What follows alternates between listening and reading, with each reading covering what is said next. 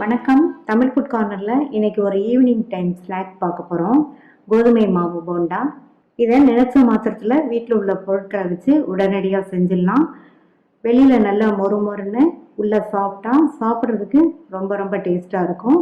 Evening டயத்தில் tea காஃபியோடு சாப்பிட்றதுக்கு இது நல்ல ஒரு சூப்பரான ஸ்நாக். இப்போ எப்படி பண்ணுறதுன்னு பார்க்கலாம். இது வரைக்கும் தமிழ் ஃபுட் கார்னர் சேனலை சப்ஸ்கிரைப் பண்ணாதவங்க சப்ஸ்கிரைப் பண்ணிக்கங்க. இந்த மிக்சிங் பவுலில் 1 கப் கோதுமை மாவு சேர்க்குறேன். 1/2 கப் கடலை மாவு, 1/4 கப் அரிசி மாவு, 1/4 கப் கரெக்டான புளிப்புள்ள இட்லி மாவு, 1/2 டீஸ்பூன் சீரகம், 1/2 டீஸ்பூன் பெருங்காய பவுடர். நான் இஞ்சி சேர்க்கலை, நீங்கள் விருப்பப்பட்டால் சேர்த்துக்கங்க.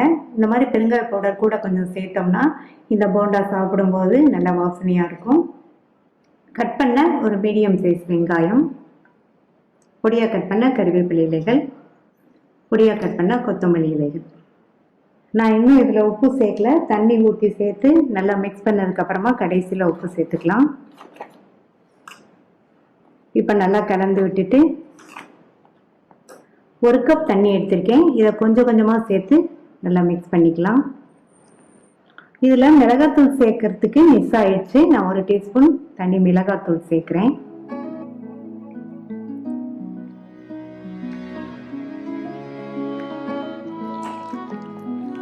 நான் எடுத்த 1 கப் தண்ணியும் சேர்த்தாச்சு. இன்னொரு 1/2 கப் தண்ணி எடுத்திருக்கேன். அதை கொஞ்சம் கொஞ்சமாக சேர்த்து இது மாதிரி விஸ்கு வச்சு கலந்துக்கங்க. மாவு எண்ணெயில் போண்டா மாதிரி எடுத்து போடுற அளவுக்கு இருக்கணும்.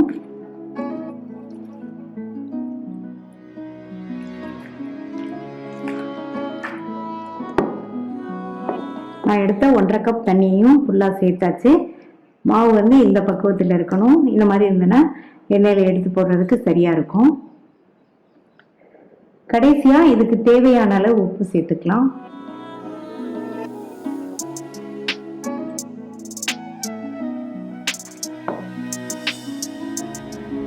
இப்போ போண்டாக்கு மாவு ரெடி ஆயிடுச்சு. எண்ணெயில் போட்டு எடுத்துடலாம்.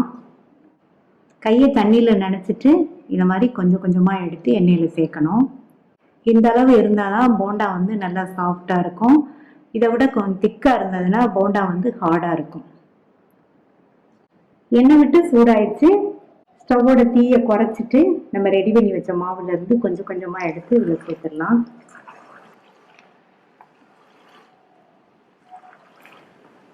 உடனே பரட்டி விடாதீங்க. 1 நிமிஷத்துக்கு அப்புறமா திருப்பி விட்டுக்கலாம்.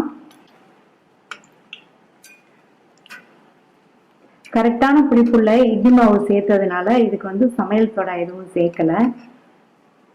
நீங்க கரெக்டான புளிப்புள்ள இட்லி மாவு சேர்த்துக்கங்க, அல்லது கரெக்டான புளிப்புள்ள தயிர் சேர்த்துக்கங்க. ஏதாவது ஒன்று சேர்த்துக்கங்க. நல்லா இந்த மாதிரி பரட்டி பரட்டி விட்டு பொன்னிறமா வந்ததுக்கு அப்புறமா எடுக்கணும். நல்லா பரட்டி பரட்டி விட்டு போண்டா வெந்துருச்சு, எடுத்துடலாம்.